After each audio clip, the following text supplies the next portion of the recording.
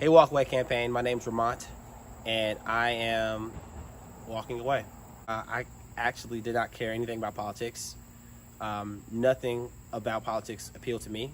Was pretty much just living my life. Grew up in a family that was, pretty middle class. Mom, dad, sister, very tight knit.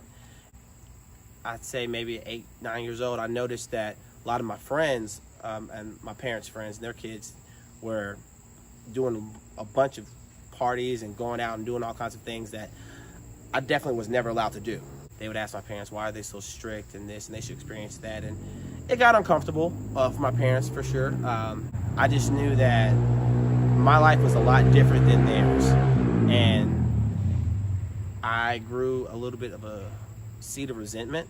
And as I became older, I was going to private school, and I knew that that was also different because people in my neighborhood we'd hang out, play basketball, and fool around, and they're living the culture, enjoying themselves, and I'm just like, I'm stuck at home. I can't ride the bus like you. I can't do this like you. I can't do nothing. My life sucks. And so 8th grade came along, and I was like, I want out. And, it was night and day. I mean, at private school, everything was very structured. Your teachers cared about you, so much so to the point you would get disciplined. And so it was always head on a swivel, don't talk without raising your hand. But it was the exact opposite. You go to public school, and then, fights breaking out, kids getting shot and killed, teachers getting, ridiculed and cursed out. Stuff that you just don't see every day, and the stuff they don't talk about on the news. And so you don't hear about that kind of mess. But I was knee deep in it. It wasn't cool to be smart. Scholarship was definitely frowned upon. So in order for me to fit in, because identity at that age is so important, I completely self-destructed. My grades dropped. I dressed different. I started even trying to sag. I sucked at sagging. But my dad noticed, and then me and him started butting heads because he knew that the boy that he raised is certainly not this kid that's coming out of the school now. Push comes to shove, I started getting into fights. And I'm not a fighter. Look at me. I'm not a fighter.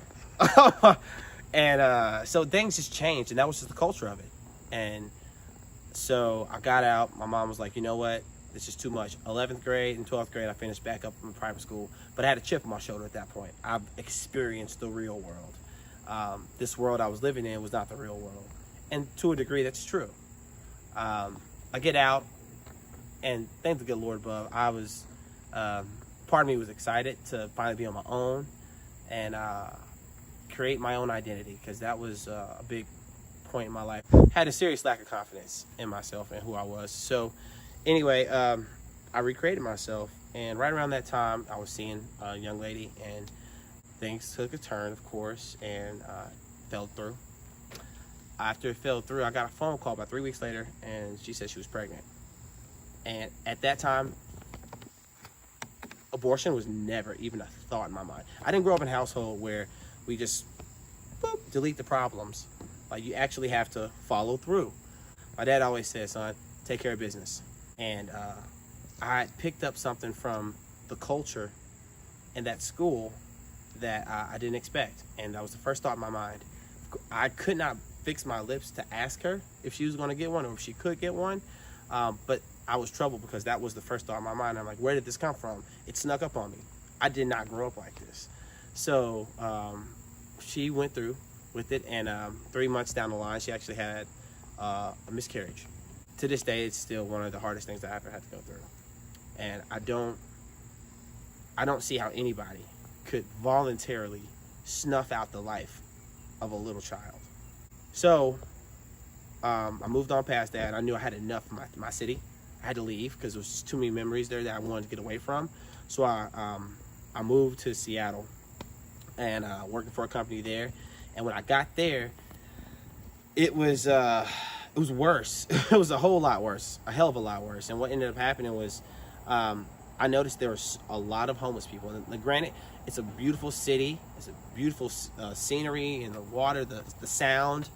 Mount Rainier is beautiful, but then you're surrounded by a bunch of homeless people, and needles all over the ground, and people strung out on drugs, and it's like they're zombies, but people don't care. They just walk right past them. And where I'm from, you didn't do that.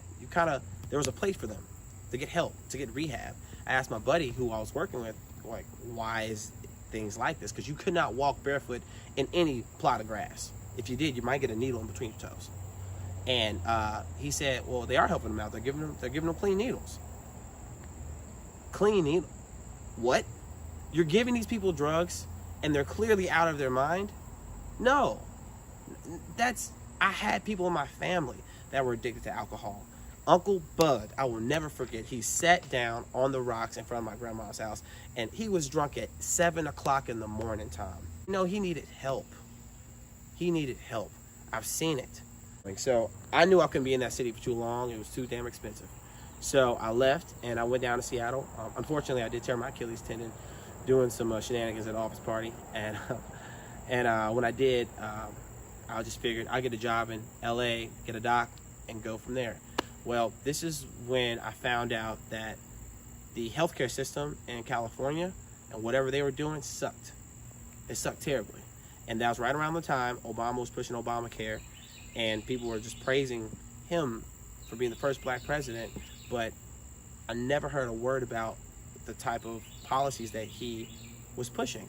And I was never a political person, did not care about politics, but I started to care now because my leg was on the line.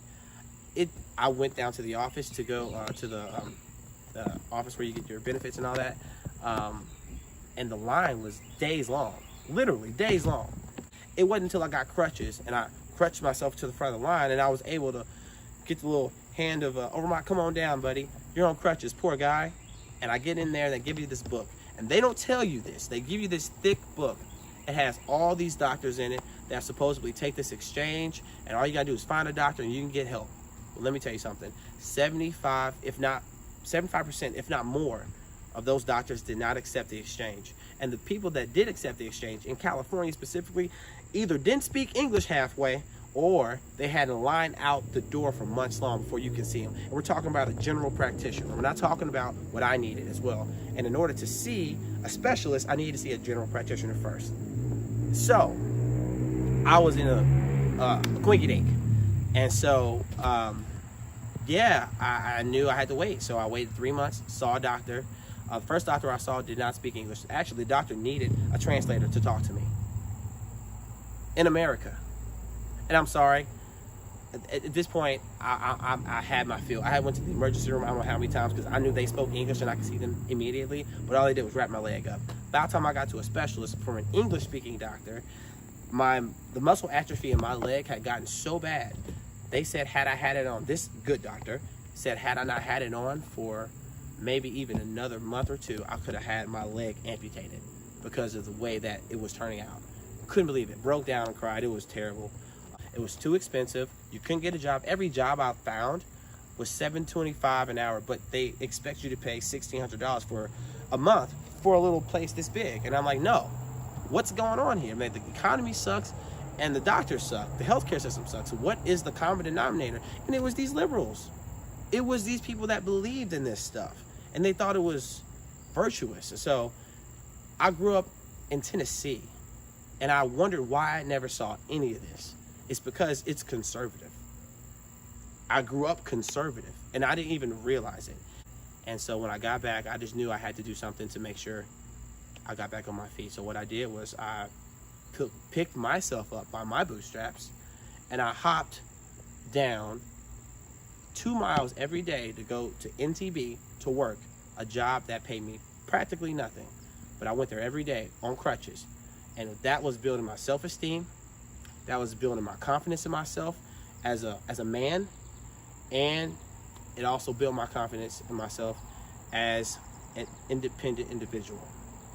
And so from that, I just flourished, and it just taught me something that, like maybe there is something to being involved, and there's something to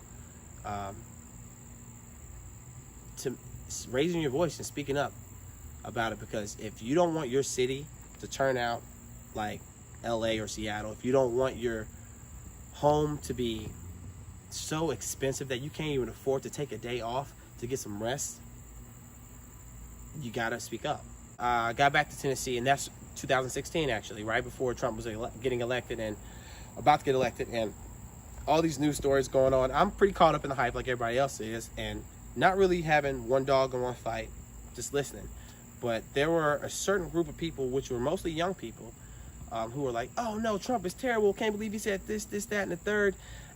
And then you hear other people that say they loved him. And so my brain started working, and I asked a couple of the people, I said, hey, well, what kind of policies does Hillary want? And crickets. And then I'll ask other people, like, what kind of policies does Trump advocate for? And they started naming out, low taxes. They started naming out a proper health care, not Obamacare. They started talking about, citizenship, the important things. And because I witnessed what citizenship is and why it's so important. That's why. California is a prime example of why it's so important. And so that's when I said to myself, you know what, I'm going to have to make a vote. And that year, 2016, was the first time I voted ever. I completely got off social media because I knew it was not a healthy thing for me to do. But it did teach me something. It taught me about the very people that said they care about me and the things I should vote for are the very people that are hypocritical about everything that they say. It reminds me of slavery days, to be honest. If you know your history, because the moment the slaves were freed, what are you going to do with all that freedom? You don't know what you're doing. So I did some critical thinking with that one, and they can disagree with me or they can agree, and it's fine with me. I'm not gonna be I'm not gonna be a vitriolic person or a person that has animus towards anyone that thinks different than me. But at the end of the day, I just know what's best for me and my family, and that is exactly why I am walking away.